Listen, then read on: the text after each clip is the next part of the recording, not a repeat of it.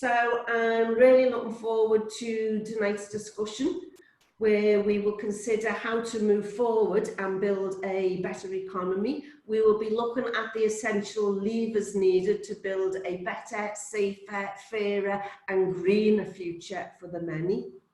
At the moment, of course, the future is looking grim. Just consider the scale of the problem.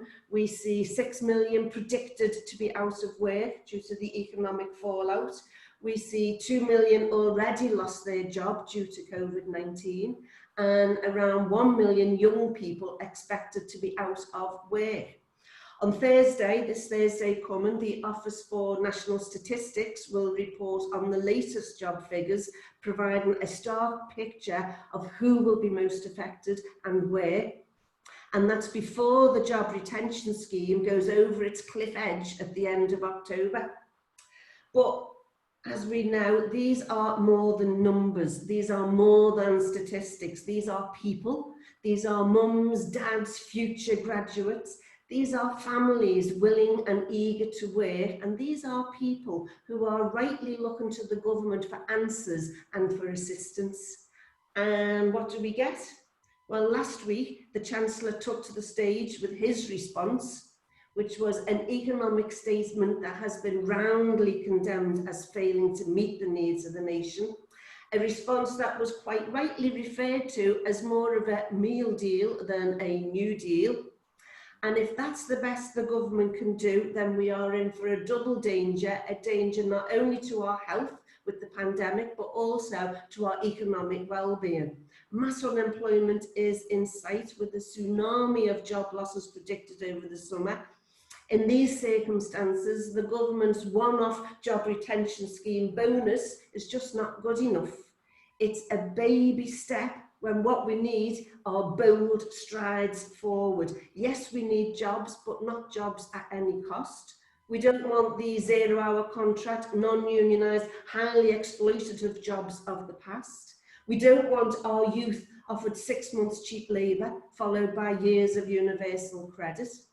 We need to transform our economy and rebuild it in a way that offers secure, sustainable jobs, and now is exactly the time to be doing that. COVID-19 has shaken the very foundations of our economic system, exposing its contradictions and weaknesses, and people, quite rightly, are expecting better in the future. We need a planned economy that respects our natural environment, producing products we need in industries and sectors that meet the needs of society and the planet. Now, I have to admit, I'm no expert when it comes to economics or on preserving the planet. However, I do know that an economy planned around the needs of people, built on sustainable jobs and developed collectively with trade unions at the planning and the negotiating tables will produce better, healthier, safer jobs that will enrich and lift all, not just those at the top. So, how do we get there? Well, tonight we have two excellent speakers. Both are experts on these issues. Both have hands-on experience of developing policy proposals that would help transform our economy, improve lives, and help to maintain the life of our planet. So I will move swiftly on to our speakers, and our first speaker up tonight is Pettifor. Anne is a political economist, an author, and a very experienced speaker. Anne is best known for correctly predicting the financial crisis of 2007 to 8 and her commentary on how to rebuild after the crisis. Amongst her many positions, Anne is director of Prime, which is a network of economists, and most appropriate for us tonight, Anne is a member of the Green New Deal group of economists, environmentalists and entrepreneurs. Last year, Anne published The Case for the Green New Deal, details of which will be on our closing slide. So, Anne, you heard what the Chancellor had to say. So, where did he go wrong? How can he do better? And which of your policy proposals would you direct his attention to? Anne. Thank you, Cad, very much for that introduction and for that plug of the book. Very grateful. On the Chancellor and what he spoke about last week, I want to say two things. One is that actually we've been through a transformation already this year, right? Two things have changed in a major way. Number one, the monetary system and the fiscal system are working together in tandem. The Treasury and the Bank of England are working together in tandem to solve the challenges the economy faces. Now this, believe it or not, is a big breakthrough. Under George Osborne, the two opposed each other. Monetary policy was what was called accommodative, i.e., let's look after the finance sector and let's give them all that they want.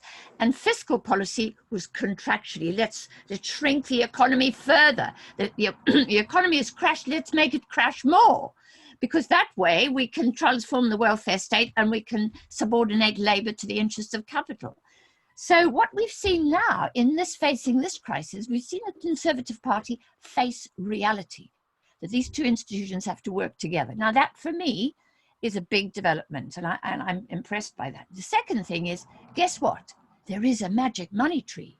When you think about it, Theresa May was telling a low-paid nurse just yesterday, or it seems like yesterday, that no, they're on I think it was Question Time, patronizing her by saying, no, you don't deserve a decent wage, and don't worry, there ain't no money tree. Well, it turns out there is a magic money tree. And we've had a magic money tree since 1694 when we invented and set up the Bank of England, right? And so that is another thing that is a big ideological shift. Now, can the Tories shift that back again? Can they move us back into a Syria? Of course they can. But it's going to be harder this time round because of this new revelation that these two major developments can happen. Then we come to what happened last week. Now, this Chancellor is incredibly young. He's incredibly inexperienced. And of course, he's a Tory. And he's a Brexit Tory as well. So, you know, he is there to do what Dominic Cummings wants him to do. Having said that, I think he really missed the boat last week. He has understood, and let's face it, the furlough scheme is popular with the people because it's extraordinary and it's unusual in all of the Western economies, right? In what it's doing and its promises, and in his willingness to take the risk to borrow the money to make this happen, right? But then last week, and I think he called it an interim statement because he knew it was not satisfactory, really. He kind of buckled, he kind of lost his nerve, when actually what he has to prepare for is, as you say, Cad, this huge catastrophe that is looming, right? And let's not kid ourselves, it is going to be terrible, right? We're going to have 6 million people, if not more, unemployed. We're going to have businesses going bust like there's no tomorrow. They don't want, you know, I heard of one of the big department stores turning down £30 million from the taxpayer because it costs them more to employ people, and they don't want to employ people. They're going to sack them, right? So this is a really deep crisis, and the thing about it is not just a British crisis, it's a global crisis, and it's made worse by the fact that the Americans can't cope with this disease. They've messed up majorly, and that economy is going to sink further, and that affects us all because the United States is such a big force in the global economy, right? And the fact that they're now self-harming themselves, if you like, is going to spread the harm to us. So it's very, very serious, and he failed to rise to that challenge last week, right? And he thinks he can defer it until the autumn budget, but by that time it's too late. By that time, the catastrophe is upon us, really. So here we see a young chancellor, inexperienced, buckle under pressure, really.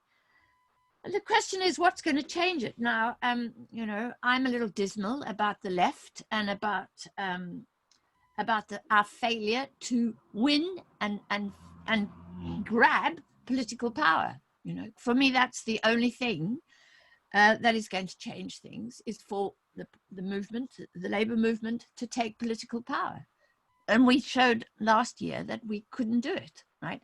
And not just the British, but also the Americans. Bernie Sanders' campaign failed, right? Social democracy in Europe has gone it virtually doesn't exist. You know, there's no French Social Democrat Party. The German Social Democrats are in deep water. You know, where are the Social Democrats? They've disappeared, really. And so we see the resurgence of the right, and we see the failure of the left, if you like, to coalesce and to build. And that brings me to the labor movement, right, to the trade union movement. The reason we are so weak is because labor, and by labor, I'm using here a small l to mean labor in terms of the world, versus capital is incredibly weak. The divide between the two is obscene in its inequality. And it's, I think, you're not meant to use the word unprecedented. People say it's overused, but I think it's historically unprecedented. I don't think we've seen such enormous power in the hands of, you know, Elon Musk, who runs Tesla and is now running the stock market, but who is, you know, crazy rentier, really. He's also an entrepreneur. He has taken risks, no doubt, but he's taken risks with other people's money.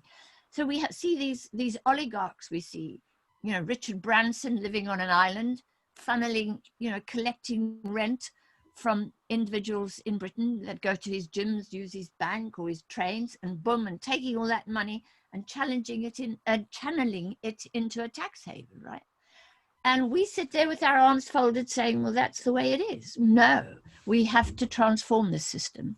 So for me, the way we're going to have to transform the ecosystem, and the way we're going to have to transform our environment in order to make it a livable environment, in order for life on Earth to be supported by the environment, is to change the economic system. We've got to transform it. It's not a change, it's a transformation. And that has to be done by taking political power and altering the balance of power between labor and capital. And not just at a national level, but at an international level. Quite what I worry about, that on the left, there's, you know, and I'm one for believing in self-sufficiency for the British economy, for prioritizing the domestic economy over the global economy. I'm deeply in favor of that. But I'm also one who believes in internationalism. I believe, you know, climate is an international thing.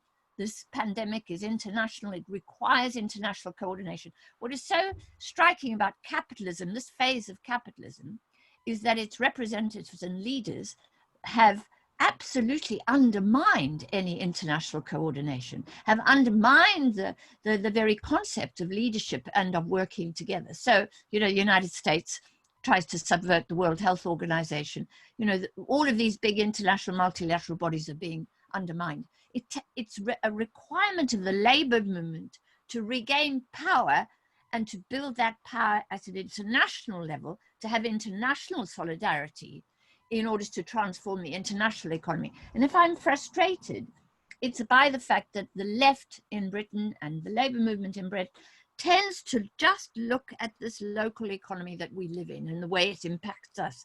And we don't understand that we're part of an international system that shapes what we do here, right?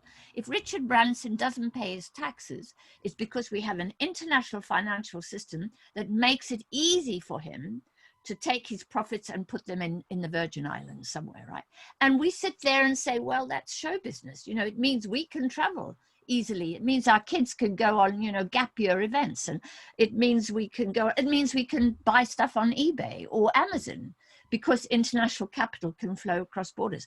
No, you know, we have to stop playing that game and understand that it's that capital mobility which gives capital such power over labor. And in order for labor to regain power, we have to transform that international economic system. So I'll stop there, I think. Brilliant. As ever, thanks very much for that, Anne. I said at the beginning that I wasn't much of an economist, but I've learned a few lessons there and helped to understand that. You've identified many of the issues, what needs to be done both domestically and internationally, and thrown out a few challenges there to the left on how do we get out of things are bad to where do we go from here. So thanks very much for that. I think I'll move on to our next speaker before taking some of the comments from chat box. So if I move on to Steve. Steve is the Assistant General Secretary of Unite, the country's largest union. One of Steve's area of responsibility includes the manufacturing sector, a sector that was decimated in the early 1980s when Thatcher sacrificed UK manufacturing jobs in favour of financial jobs in the City of London or in the service sector elsewhere. Most recently, Steve has been working behind the scenes, pushing the government into recognising its responsibilities to workers around, as Anne said, the very popular job retention scheme, pushing it as far as he could. Anne mentioned the magic money tree. I think Steve not only helped to find it, but insisted on digging it up as well, after it had been so successfully buried by 30 years of governments wedded to austerity and free market economics. Steve also helped launch an excellent Unite report recently called Fighting for the Future of Manufacturing. Details again will be on the closing slide. That report set out a 10-point strategy for manufacturing, and I was particularly pleased, Steve, to see the reintroduction of sectoral collective bargaining as one of the points in that 10-point plan, a policy that you know is close to the heart of IER. The report also spoke of the need to repair, recover and rebuild our economy. So, Steve, what are the problems with our economy and what are the trade union demands that would help to build a better economic future? Steve. Great. Well, thanks for that. Thanks for that, Cad. Thanks for that introduction. And thanks for this seminar. These have been 7 wonderful seminars, really informative, inspiring actually over a number of weeks, giving us, you know, an opportunity to meet online where we can't meet in a physical way, to have a really open, honest discussion, I think, about some of the genuine concerns that we've got, the big challenges that we've got in front of us. And Anne laid those out very eloquently, more eloquently than I ever could as a trade unionist, in terms of the big overall economic challenges in front of us. I mean, for me, I'm a trade unionist and I'm here, I represent working people, I represent our class. And of course, that is about the economy, that's about politics, but it's also about real issues and how we bring our people with us. We can't do things in isolation. We're not going to change the world writing a letter or a book. We've got to get on the streets and we've got to mobilise people and we've got to inspire people to fight for those changes that we so desperately need in our society. So, look, a little bit of an outline from me about what our priorities have been during COVID. And Anne said we don't often use the word unprecedented. I will use it. I mean, these have been unprecedented times for us in so many ways. I mean, not for 100 years have we seen a public health pandemic of the nature that we're confronted with now. The Spanish flu of 1918, of course, the COVID crisis now is killing hundreds of thousands of people, if not millions of people actually, around the world, certainly tens of thousands here in the UK. And those that have put their lives on the front line to try and save ours have lost theirs because of government failures and incompetency all the way through from start to finish. So our priorities really have been threefold. And I'll just spend a minute or so on this if I can. Firstly, the safety of our people, whether they're in work or whether they're not in work right now and furloughed. It's been about protecting workers, their families and our communities. And I want to pay a huge tribute to the work of our shop stewards and our health and safety reps in those workplaces that have worked all the way through this actually. And millions of workers have worked through this pandemic, whether in public transport or food manufacturing or health and social care, local government. You know, millions of workers are key workers. You haven't seen many billionaires or hedge fund owners, of course, on that list of key workers. It's been some of the most exploited workers in society, actually, that have been brought to the fore. Some of those that are on those 0 hours contracts, that are on precarious contracts, that are paid the minimum wage. And as so often we've heard just in the last few weeks in agriculture and food manufacturing and indeed textiles in Leicester, not even paid the minimum wage. I mean, being paid £3 an hour to produce goods sold on our high streets through retail outlets.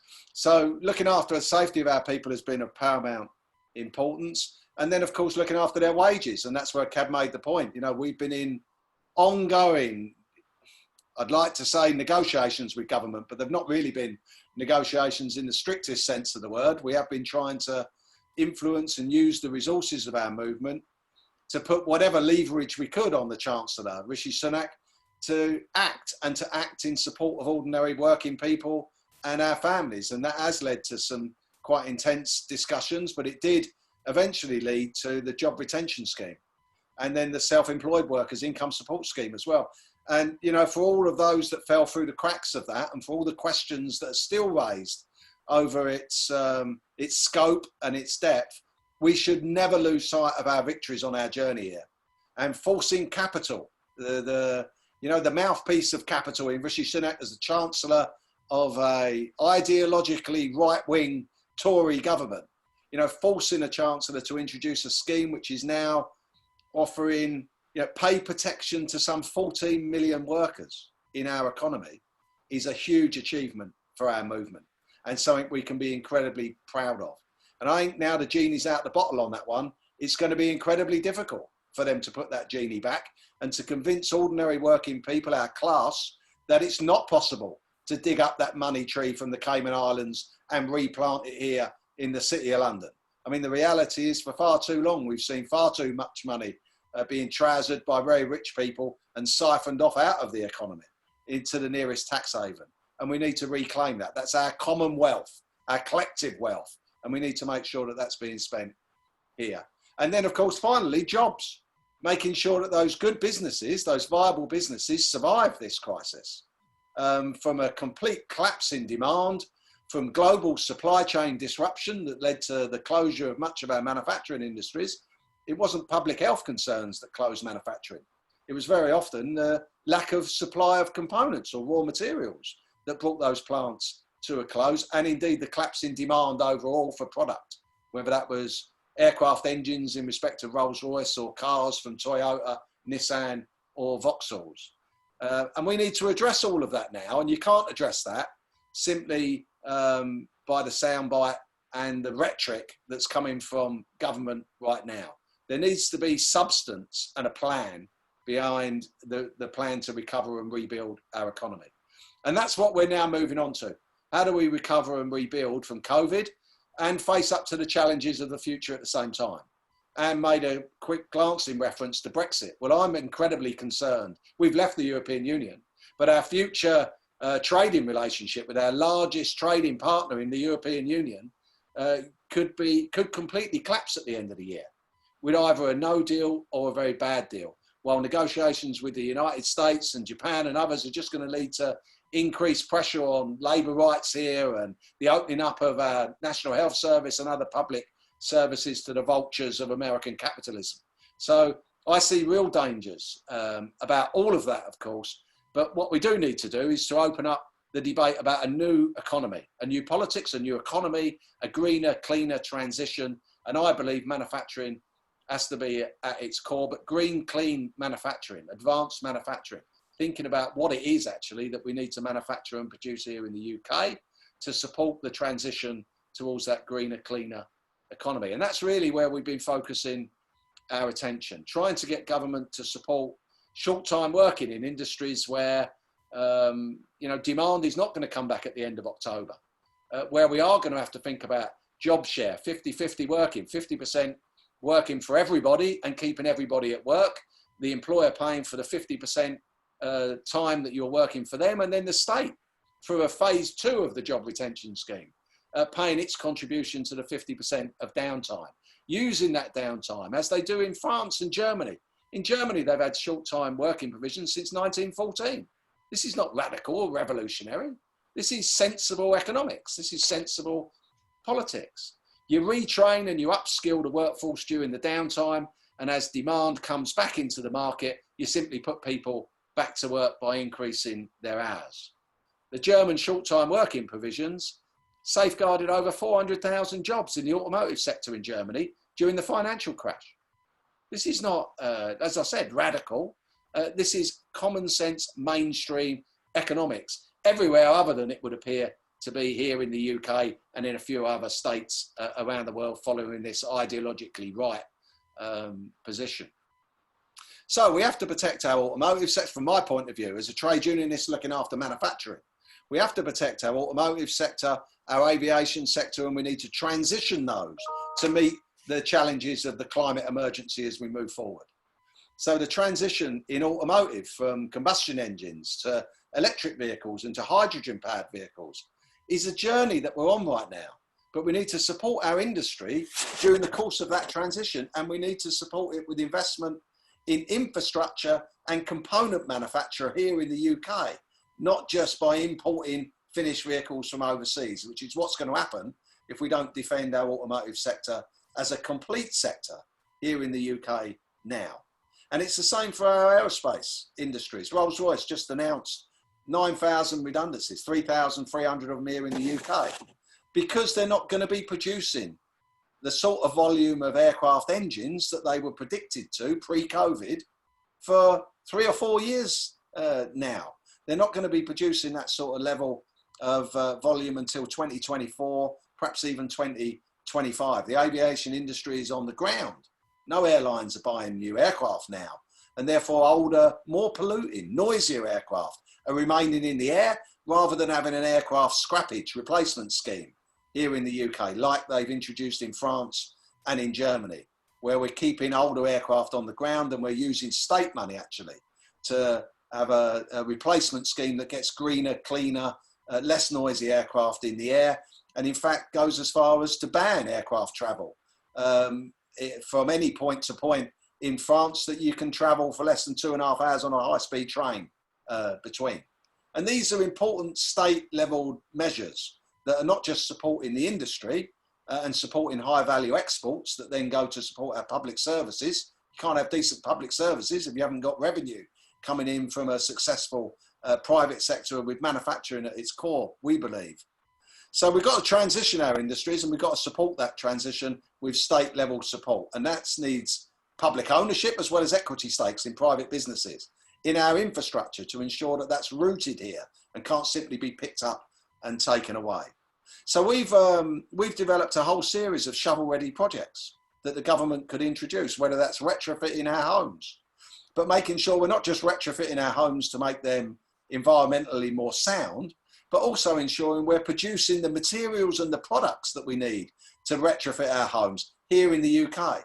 So the announcement from Johnson a couple of weeks ago about, spending billions of pounds on infrastructure projects, don't just create a whole group of nomads moving from one job to the next job to the next job to the next job, but actually leave a legacy of good employment, union organised employment, with collective bargaining, with decent jobs and apprenticeships for our kids and our kids' kids, thinking about where we need to position our economy for the next 30, 50, 100 years. What is it that we need to produce if we're not producing engines? Well, who's going to be producing the fuel, the heat pumps for retrofitting our homes? Who's going to be producing the turbines for tidal energy generation? They were going to be produced for Swansea Bay at the GE factory in Rugby. The cancelling of that project pretty much led to the closure of that site. We managed to save that site. GE wanted to move it to France. We managed to save it, but we need to, invest in those sorts of energy generation programs that will create the work elsewhere through the supply chain to keep people in work. You could get over 1 million new green jobs through specific programs for our young people, a jobs guarantee scheme, but not the old youth opportunities program of the 1980s, a decent training program on decent rates of pay with union recognition leading to proper jobs and skills that are transferable and recognised as being skills. Public transport, they want to green our cities, our towns and cities. Well, we all agree with that, but we need to manufacture our buses to do that here in the UK and not simply import them from somewhere else. I was on the phone to Alexander Dennis just this week, talking about the need for, public pump priming of demand for buses, because bus companies have got no money right now. There's nobody travelling on public transport. There's no funding for public transport. So if we're going to renew our fleet, the government could become the leaser of those new buses into the private operator sector in order to pump prime the market. 1,000 new energy efficient buses would cost around £400 million. But would safeguard an industry here in the UK, whether that's in Scotland with Alexander Dennis or Wrightbus in Ballymena over in the north of Ireland.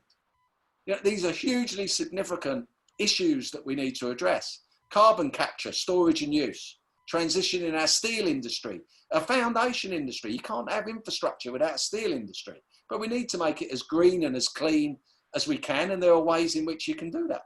But it requires huge amounts of state injection of capital. You know, the market won't do this in order to make sure that this works. Making sure we've got broadband in our homes. Well, if we're going to put broadband into everyone's homes, and how useful would that have been over the course of the last 4 months to have high-speed fibre optic cable into everyone's home? And let's never forget that was a Labour Party manifesto commitment in December. So let's not let the Tories hijack that and claim that as their own property. That was one of our initiatives, of course. But let's make sure we're manufacturing the fibre optic cable here in the UK. Because I'll tell you where Openreach were going to go and get it. When I met them in December, they were going to fly off to a non-union plant in North Carolina in the United States to buy hundreds of thousands of miles of fibre optic cable to lay in our streets here in the UK.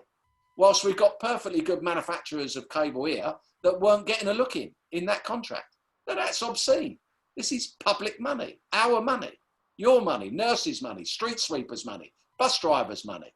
And they're spending it in, you know, the most obscene way without any recognition of the economic or social consequences of spending taxpayers' money to defend jobs and support communities here in the UK. So look, none of this just happens. None of this just happens. You have to fight for it. You've got to have a plan, and the government don't have a plan. There's a market failure and a complete lack of any industrial strategy from government. So we have to interject. We've got a plan for manufacturing. Cad mentioned it. Our Manufacturing Matters strategy is a really concise strategy that looks at, you know, everything from the introduction of automation, artificial intelligence, and the digitalisation of our world, right through to corporate governance and an ending of short-termism, and you know, supporting long-term investments in long-term industries, right through to sector level collective bargaining and everything in between, greening our economy, diversification, and all of those big issues that we're confronted with right now. So if we can do it elsewhere, we can do it here. It's an opportunity, but like all opportunities, we have to take them. You have a choice about whether you take the opportunity or not. It's called a struggle because it's a struggle, not because it's a walk in the park. So we've got to win the argument. We've got to win the argument about diversification and a just transition through our economy. We've got to convince people whose experiences are not good over diversification. When Thatcher took a hatchet to our mining communities, they're still decimated today, 40 years on, because there was no plan. There was no transition. It was just an act of vengeance against the National Union of Mine Workers, as it was in our steel industry, as it was with our ports and our printing industry. So our experiences around this as a class are not good. And turkeys don't vote for Christmas, as we all know. So we've got to win the battle of ideas amongst our members, that we do have a plan, that we can put workers and our communities centre stage in the discussion about a just transition, that we can argue the case for the new economy and the new politics that goes with it to enable working people to take more control of their lives, that we can have that discussion about the importance of internationalism. And we do live in a global market, and it is a global financial system that we need to address, but we need to make that real for John and Joan on the high street, or, you know, on the street next door. And all the time we talk about the big international stuff, we allow the government to get away with murder here. So we need to focus and make it real for ordinary people so that they get it, and we take them on the journey towards addressing the big international issues without forgetting about them ourselves, because we need to understand that. We need to know where we are, but we've got to take people on a journey, give them the confidence to stand up, give them the confidence to join those protests just as soon as we can, online if not physically. Get on those virtual streets as soon as we can, but have a concise plan that gives people, empowers people to own it, to believe in it, to be part of it. And if they do that, they'll fight for it. And I'll leave it there, Kat. Smashing. Thanks very much for that, Steve. Engaging as there's loads of questions now that are in the chat box and some comments. There's one here that you just touched on, internet. Pauline Bacon says, if we had internet in all homes, our older people would not have been so isolated, and our children would have been able to keep up with their studies during lockdown. So that's just one comment. I'm going to go to some questions to make sure that we give a chance to reply. There's a couple here for Anne. You touched on the man in chat box, but for our video and everything, it would be useful if we had them here. So Natalie Hyams asked, how do we transform the international economy? And Nick Giorgio asked, how do we coordinate the left internationally? So two simple questions there for you, Anne. What do you think? Two easy ones. So number one, I want to agree with Steve that we have to take the people with us. I don't think it's rocket science. And I think one of the ways we can do it is to say, you know, we all know about Richard Branson. We all know that Richard Branson doesn't know he pays taxes. We all know that he takes his money out. We just have to say, this is how he does it. And we want to end that, right? So we relink it to the fact that we don't have enough tax revenues to pay for public services because Richard Branson, Amazon, Google, all of those guys are taking their money out and putting it somewhere else where they don't have to pay taxes, while you and I pay taxes, you know, on a day-to-day basis, not just on our PAYE or whatever, but also when we go in shopping and so on. So I think that would be the way you get into the international system, and how that allows those guys to live in the Virgin Islands and get fat and rich, while we pay our taxes, decent citizens, and do that on an everyday basis. Now, I want to say how we do this is by working internationally. I belong to an organization called Progressive International, which was set up by Yanis Varoufakis. And the whole purpose of it is to bring people from across the world around the table to talk about all the challenges we face. So, for example, in this pandemic, you know, we might not have noticed it, but I'm South African born. My family is still in South Africa. The first thing that happened on the day that the WHO declared a pandemic was that finance capital just phew, out of South Africa, right? And Argentina and Latin America and other parts of the world, of course, other emerging markets, went straight to the United States and to the dollar. That meant their currency crashed and everything, and the dollar got stronger. So everything that you had to pay for in dollars, like oil and pharmaceuticals that you need to deal with a pandemic, rose in price, whereas your currency collapsed, right? Their currency collapsed. At the same time, commodity prices collapsed, so their income fell. And at that moment, Western rating agencies moved into town and said, oh, you've lost all that capital, the cost of your debt has risen, and we're now going to downgrade you. That means your debt's going to rise and become even more expensive. Now, you know, my family are there trying to deal with this pandemic, and I hear day to day of the crises that they face. But they've also got to deal with their collapsed currency, with money taking out of the country, with the fact that those big fat guys don't pay, those big fat oligarchs are not paying taxes there either, while at the same time they have to address a pandemic, and they're a poor country. So, you know, we've got to see these linkages. We're part of them. You know, if you live in the United States, you benefit from a very strong dollar. If you live in Britain, you benefit from a strong currency. Others don't. And you know, we made those connections when we fought against apartheid. You know, people ain't stupid. They can make those connections again. But I wanted to just come back on something. I agree with Steve that really the point is that there's so much to be done to deal with the climate, right? And I've been arguing for a long time that the trade unions need to understand that a green economy is a labor-intensive economy. We are going to have to substitute labor for fossil fuels. Whereas before, put it very crudely, we all expected to move around in a motor car using fossil fuels. Now, more of us are understanding that we can move around on bicycles, right? In other words, we labor ourselves, we move ourselves along without using fossil fuels. Now, that's just a tiny example, but I want to illustrate the fact that actually, you know, we're going to have to use more labor, because labor as such doesn't burn, it doesn't create that carbon that fossil fuels do. So for me, a green economy is a labor, you know, and Steve's right to say a retrofitting is going to be absolutely essential. You can't retrofit your housing in China. You have to do it here, right? With labor that you have here. And Steve's right, with materials that we produce here, right? That strengthens our economy, strengthens employment, and will strengthen labour.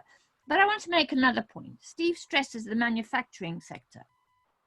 What was so extraordinary about the pandemic was it taught us and the powerful and capital that actually oligarchs don't make the economy, right? They can't build the economy. Nurses, shelf stackers, truck drivers, delivery people, they are the ones that were key workers, I hate that word really, that were absolutely essential to our survival. And what do? We pay them a pittance, right? We pay them a pittance for the fact that without them, there would be no economy. So I think the thing the unions have to do is to allow people like us to get an understanding of how powerful we are, how they cannot manage without us. Richard Branson can't make the economy work, can't help save your life. But those nurses, those doctors, those health workers, those cleaners in hospitals, without them, lots more people would have died. You know, life on earth would have not been possible. So I think we have to understand. And then I want to come to this next really important point. Why I do think we have to look after the workers that are transitioning from the manufacturing sector, losing their jobs there. The really important sector now is the care economy. And I want to come back to that because it gets overlooked. Because why? It's an economy dominated by women and it's dominated by Black people, right? The people doing all the caring, if you go to any mental hospital in Britain, and I spend quite a lot of time, I have a relative in a mental hospital, spend a lot of time in those hospitals, the nurses are mainly Black, right? The care that we get, which is essential to our well-being, is being done by women and they're being paid nothing. So for me, and those jobs are public sector jobs. So a government would have the power, should have the power. Our government should be focused on these people, these shelf stackers, these truck drivers, these cleaners, these nurses, their wages have to be raised. They have to be upskilled because the work they're doing, caring for people with dementia, caring for people with COVID-19 is incredibly skilled and careful work, right? And it has to be recognized for that. They may not be engineers, they may not be highly qualified in that sense, and they may not be earning the wages that Rolls-Royce workers earn, but boy, are they vital to the economy. And I think the labor movement has to get behind them and to say they have to be recognized for the contribution they've made to our survival and to the survival of the economy. And then I think we've got to use that to understand that labor makes the economy. We have that power, right? And until we understand that we have that power and we work collectively to use that power to force capital to recognize that without labor, there would be no economy, you know, we're not going to see those changes. But I think we can, because this pandemic revealed how important those people who are at the bottom of the wage grouping, whatever you want, you know, they were the most important people to our survival. So the very end of that tirade. Absolutely, thank you very much. Yes, if we had confidence, we certainly got the numbers to be able to change. We are the many, as someone said, and they are the few. You know, we produce the products, we produce the wealth that keeps the economy turning. So yeah, giving people the confidence to be able to demand something different is what these events and others are all about. And yes, let's hope that the NHS stays in the public sector for a long time, and that biting away around the edges and privatising bits is resisted once this pandemic is over. Thanks very much for that, Anne. Steve, there's some questions for you. There is one, you mentioned the airport and the industry there. There's a question from Mike McGrath who says, why is Unite supporting airport expansion and the consequent increase in greenhouse gas emissions? Is it true that we need to stop expanding aviation if we are to have any chance of meeting IPCC targets agreed by the government? I know you touched on that, but there's one question for you to consider. And then there is another one from Andrew Bryant, looking at the greener side. How much will the introduction and manufacture of wind farms cost, and are they effective? So, two for you, Steve. Yeah, okay. Look, airport expansion, I don't want to get into specific issues. I mean, we've got thousands of members that are employed in aviation. That's the reality of it. Whether they work at airports, in catering, security, retail, maintenance operations, or they fly in the air as cabin crew, or they're picking up your bags as ground handlers. We've got about 85,000 members employed in airports. And we've got I look after 400,000 manufacturing workers. They work in oil and gas, they work in automotive, they work in the steel industry, they work in aviation, they work in aerospace. And I'm not going to tell them that good jobs, collectively bargained, paying wages, bringing money into their homes, supporting their families, buying a house, doing what it is they do, going on holiday, are going to go, because they're not going to go without a just transition. That's the reality of it. So we're not transitioning away from good jobs. We need to take people with us. And if you want to take airport workers with you, you've got to have a plan. So we're going to support our airport workers, of course. And we're going to make sure that we support the aviation industry, because that's where our members are. But there are important issues about airport expansion. I mean, it's a technical problem. But one of the issues is that Heathrow, for instance, runs currently at about 99% capacity. And what that means is that aircraft fly all the way around London, time after time after time, stacking in the air, emitting pollution into our air, whether that's noise or whether that's carbon. An expansion at Heathrow would actually allow a far smoother transition towards the taking off and landing of aircraft. There is more fuel burnt taxiing on a runway and taking off from Heathrow than is burnt flying from London to New York. So, if you can reduce the taxiing time, you can actually make aviation cleaner and greener. If you replace the older, more polluting, noisy, less fuel efficient aircraft with new, clean, greener aircraft, and you invest in new technologies around synthetic fuels rather than fossil fuels, and you develop the sort of technology that you want around hydrogen technologies for short flights, and like they are in Norway and in other places, then we can start to transition our economy. But we do need to take people with us on this journey.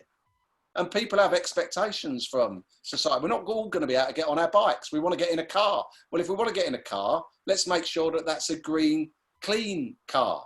And that car and all of its components were actually produced here in the UK, supporting good jobs, with collective bargaining behind them and good wages, supporting families and apprenticeships for our kids. And as we start to transition our economy, we'll bring our people with us. It's not easy. None of this is easy. But you can't do it from the top. You can't simply dictate the pattern of change. It will only ever be successful. We'll only ever have a just transition within our society towards that greener, cleaner economy and a new politics if we win the battle of ideas amongst ordinary people. And it's ordinary people that start to make those demands, linked into the strategy, owning the strategy, with our communities and our families firmly behind it as well. So this is a long transition that we're on right now. And I know everybody wants to speed it up. I want to speed it up. I want to protect the planet. I've got kids myself. And therefore we do need to take urgent measures to protect our planet and to green our economy. And we can do that. We can do that. But it does require a plan and a strategy and government support. The market won't do that. It requires government intervention. And that's going to mean more than what the Tories are trying to do right now, leaving the free market to pick up the pieces. Thanks very much, Steve. Well, we've obviously inspired people to think about greener jobs and and moving forward into a fairer economy. Ed Unwin, for instance, says that he is a student and he wants to know what careers should he consider that are beneficial to the environment and to the union movement. Good question. Keep thinking. And we have one from Pauline Bacon who says, how do we politicise the general population? Or how do we make sure friends understand the importance of unions and help the movement to grow? Lots of good questions there, but I think we are nearing the end of our time. I will ask both Steve and Anne if they've got any final comments that they want to make before we close. Look, Marnie, I think these have been a great series of events, like I said earlier. This has been a great event. We don't always agree. We're never going to agree on everything together. What we do agree on is the need for a better politics and a stronger, greener, cleaner economy. And there's a journey. We've got to take people on a journey to get to that space. The whole history of social progress is a history of struggle. And you only struggle effectively when you unite and you get yourself involved collectively in making the demands for those changes. And that's exactly why you need to be in your trade union. Whether that's about workplace change, whether that's about defending your own situation in life, or whether it's about changing society. We're a force for social good, far bigger than just the union in our workplaces fighting for everyday issues that affect our direct measures. And that's so important for us. So get involved, get active, get in your union, and as soon as you can get back on the streets and start demanding some of this stuff, get back on the streets. Excellent, thanks for that, Stephen. And some closing comments? Yeah, I just want to say, Steve's already told us and shown us that actually we have the power, that actually this furlough scheme and the government's concessions are a result of trade union pressure. Somehow or other, unions have to communicate that to the public, that actually this is where it's come from. It hasn't come from do-gooders inside the Tory party, right? And I want to say this to the person who said, how do we mobilize ordinary people behind this?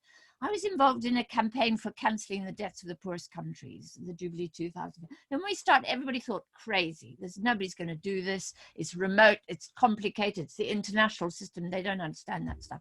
We got 100,000 people to stand outside the G8 summit in Birmingham in 1998 and demand that they cancel the debts, right? And we did that by education, political education. And that meant, one side of a page, bullet points, explaining stuff. But we mobilized people and we empowered them. We gave them knowledge and understanding of the system. And once they had that understanding, we didn't have to do anything else. They did it themselves, really.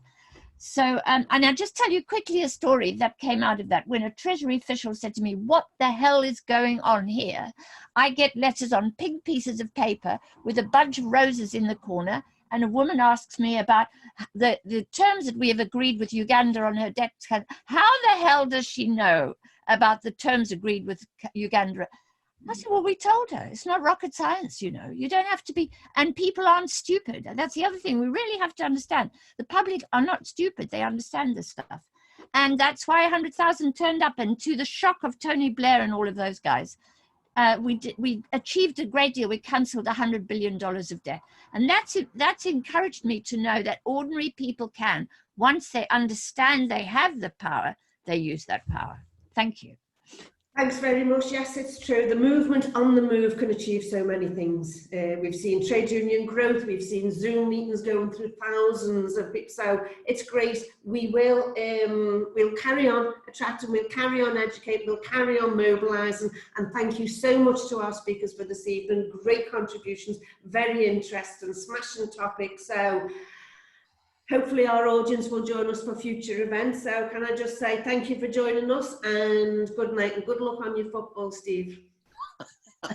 Thanks very much. See you later. Cheers. Cheers. Cheers. Thanks a lot, everybody.